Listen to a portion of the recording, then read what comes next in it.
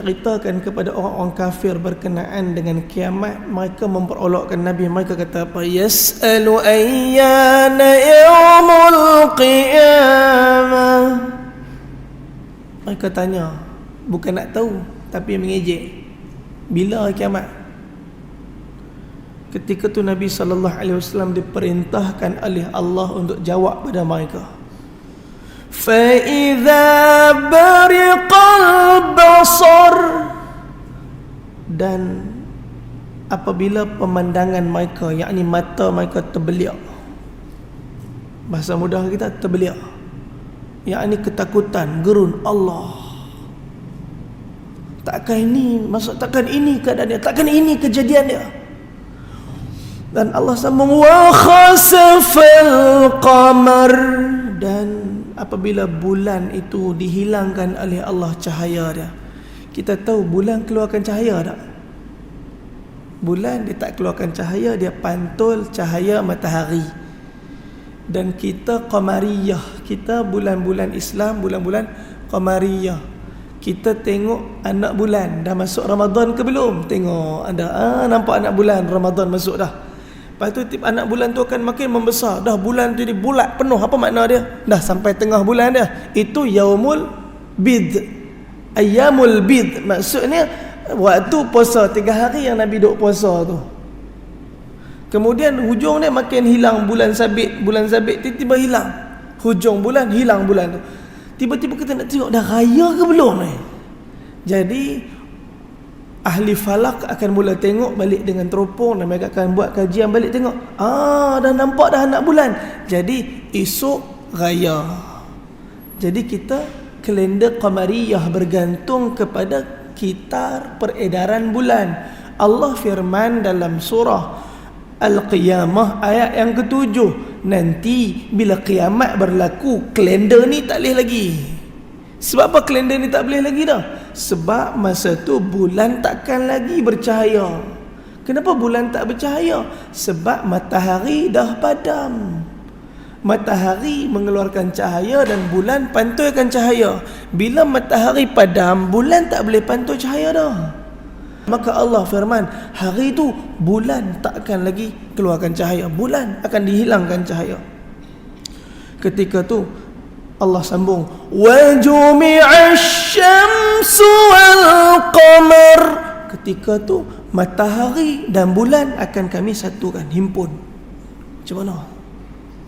Kajian saintifik menunjukkan dari sudut pengiraan dan eksperimen, bukan baru zaman Perang Dunia Pertama lagi, tahun 1920-an kejadian ini, eksperimen tentang galaksi telah pun dibuat oleh 2 orang saintis yang terkenal pada masa tu. Mereka bukan Islam. Seorang ni rasa perempuan semua kenal, Albert Einstein. Kenal kot lah, Albert Einstein orang kenal.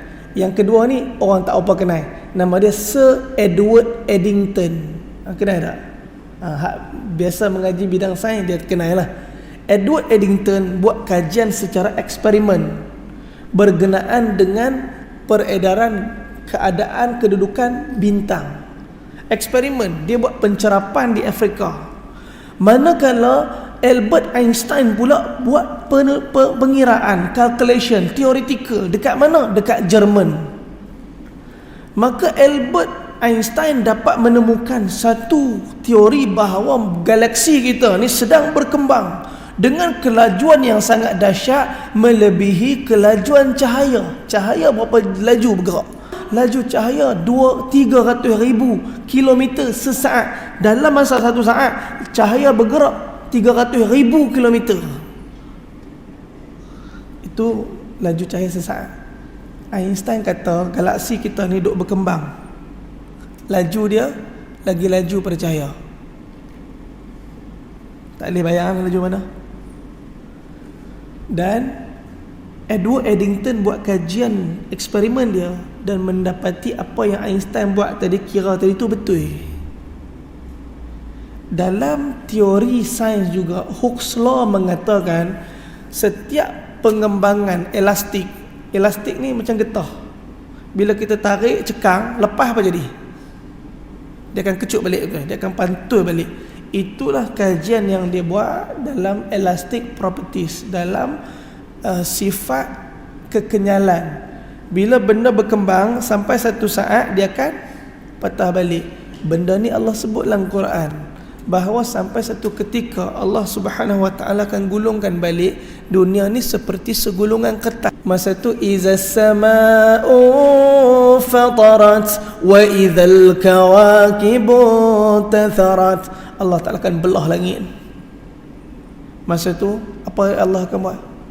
Allah bagi tahu dekat dalam surah Ar-Rahman bahawa apabila berlaku pelanggaran antara galaksi dengan galaksi, kalian akan melihat seperti mana kilauan minyak dan bunga ros. Cantik ke tak tu? Memang cantik tengok pada jauh. Kita boleh tengok dengan Hubble teleskop, bila bintang belaga, galaksi belaga, dia akan keluar satu cantik warna yang sangat cantik seperti kilauan minyak. Allah beritahu ketika tu wajumi'asy syamsu wal qamar, matahari dengan bulan akan disatukan. Ketika tu maksud dia dah tak ada jalan patah balik. Masa tu Allah sambung, yaqulul insan, manusia akan berkata, yaqulul insanu yawma idzin ainal mafar. Hari ni kita nak lari mana? Hari ni kita nak lari mana? Mati dah. Mati, nak lari mana lagi? Allah jawab balik, kalla la wazar. Tak payah tanya macam tu, kata Allah. Tak payah dah tanya macam tu. Sebab dulu atas dunia kan dah bagi peringatan macam-macam. Hari ni tanya pula macam tu. Nak lari mana? Hari ni kata Allah tak ada tempat lari. Ila rabbika yawma idzinil mustaqar. Hari ni kata Allah, hanya kepada Tuhan kamulah segala-galanya akan dibentangkan. Habis. Nak kata benda ni penting sangat ni puan-puan, bukan hanya dalam surah Al-Qiyamah. Allah cerita juga dalam surah yang kita duk baca selalu, surah Al-Infitar. Allah sebut juga dalam surah Al-Fajr. Pasal tak surah Al-Fajr? Allah Subhanahu Wa Taala beritahu di pertengahan surah tadi, فَأَمَّا الْإِنسَانُ إِذَا مَا ابْتَلَاهُ رَبُّهُ فَأَكْرَمَهُ وَنَعَّمَهُ فَيَقُولُ رَبِّي أَكْرَمَنِ. Orang yang Allah bagi dunia ni kat dia, kehidupan cantik untuk dia, kebahagiaan, kemewahan, kehebatan dunia, dia kata tengok Allah sekarang ni sedang muliakan aku, Allah sedang muliakan aku. Lepas tu Allah buat apa? Allah ubah keadaan. Wa amma idza mabtalahu faqadara alaihi rizqahu fayaqul rabbi ahanan. Dan apabila Allah Subhanahu Wa Taala menetapkan untuk dia keadaan rezeki dia disusahkan, Allah susahkan pula kehidupan dia, Allah jadikan dia stres, Allah jadikan dia tertekan. Kali ni mulut dia dah tak kata macam dulu lagi dah. Dia kata tengok Allah hina aku sekarang ni. Cepat betul hati dia berubah. Bila Allah bagi dia senang, dia kata tengok Allah muliakan aku. Bila Allah susahkan dia sikit, terus dia tolak Allah Taala. Terus dia tak nampak dah kebaikan Allah Ta'ala. Terus nampak yang dia nampak kepada Allah keburukan. Ada orang macam tu, menyalahkan Allah di dalam takdir, menyalahkan Allah di dalam ketentuan, menyalahkan Allah di dalam ketetapan. Orang yang macam ni takkan bertemu bahagia dalam hidup dia. Kerana apa? Kerana dia sangka hidup ni ialah tempat untuk dia sempurnakan apa yang dia nak. Sebenarnya hidup ni ialah penantian untuk mati dan bersiap untuk mati. Allah jawab balik,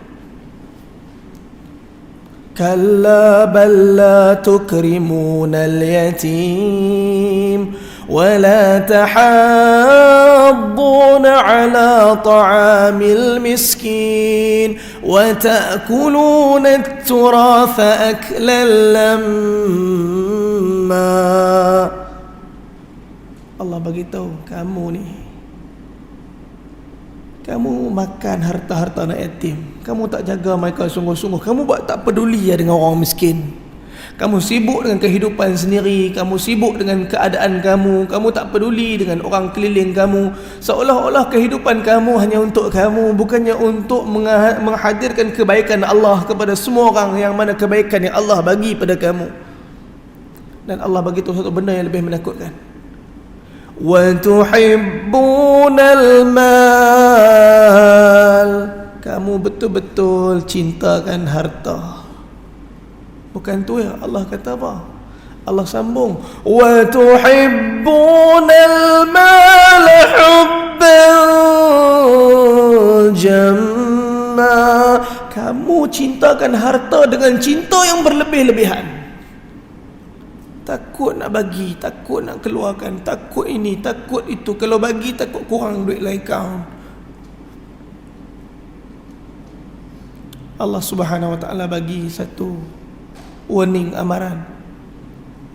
Kalla idza dukkatil ardu dakkan dakka, sampai masa nanti Allah akan ratakan dunia ni serata-rata. Masa tu kat mana kita? Mana kekayaan tu?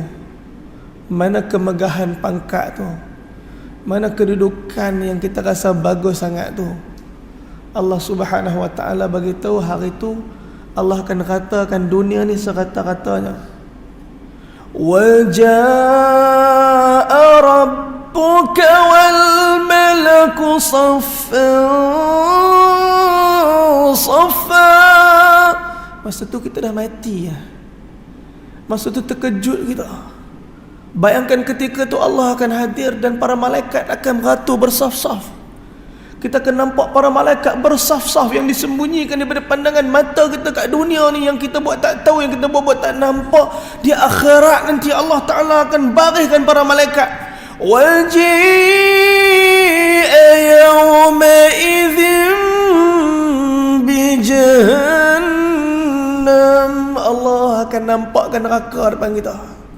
Kata ulama tafsir, orang-orang yang Allah putuskan dia untuk masuk syurga pun, sehingga kan orang yang buat amalan, yang amalan mereka macam para nabi pun, orang-orang ni tengok, aku rasa aku pun kena campak masuk sekejap gini. Waji'a yawma idzin bi jahannam yawma idzin yatadhakkarul insan wa anna lahu dhikra. Hari itu hari-hari yang mengingatkan manusia, yang membalikkan peringatan manusia tentang berapa ruginya lah dia telah abaikan dunia dulu. Hari penyesalan untuk orang yang tak beramal, kemanisan untuk orang yang mempersiapkan untuk hari itu. Sebab tu perempuan kita duduk dalam majlis ni, tujuan kita duduk dalam majlis-majlis ilmu ni bukan untuk mempersiapkan hati kita untuk mengenal dan mempersiapkan diri hanya untuk dunia, tetapi hakikat kita duduk dalam majlis macam ni supaya hati kita sentiasa ingat bahawa boleh jadi hari ni hari terakhir saya atas dunia. Kalau hari ni saya mati, agak macam mana kehidupan saya dekat akhirat nanti.